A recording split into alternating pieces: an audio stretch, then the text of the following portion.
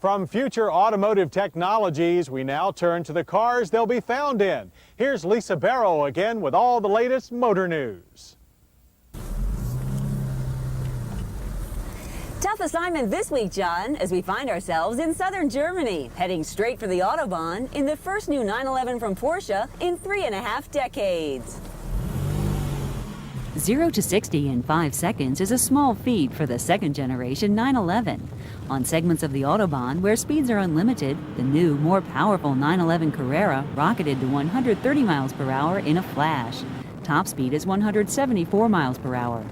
Power comes from a 296 horsepower, 3.4-liter, 24-valve flat 6 that's now water-cooled. Air-cooled engines are gone, for better or for worse, thanks to stiffer noise and emission standards. But not to worry, the new car loses little of the characteristic 911 growl. Shifting through the gears of the Getrag 6-speed manual is pure delight. The ZF 5-speed Tiptronic automatic is also smooth, but if you want an automatic, save your money and buy a Taurus. Spirited driving on the Autobahn and on picturesque German back roads revealed ride and handling to be more refined than its predecessor. That's largely due to a more rigid chassis, where torsional stiffness is up 45%. Enthusiasts may bemoan the loss of the original 911's snap-happy rear end. On the new 911, that trait has been tamed. Overall, the car is highly stable, very predictable, and much harder to get into trouble with.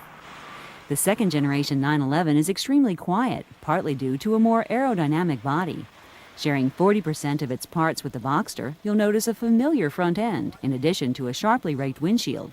And while the well-known 911 profile remains, this new generation is a much more streamlined design. Gone are the sexy curves. The interior boasts side airbags, more front legroom, and pedals that no longer sprout from the floor. But most dramatic is the dash makeover, also reminiscent of the Boxster. It's now refreshingly modern, complete with easy-to-find switchgear and 5 main gauges, including an analog and digital speedometer. There's no denying that the new 1999 911 is a much better car than its predecessor. It goes on sale next spring alongside the new Cabriolet. And Auf Wiedersehen for this week's Motor News.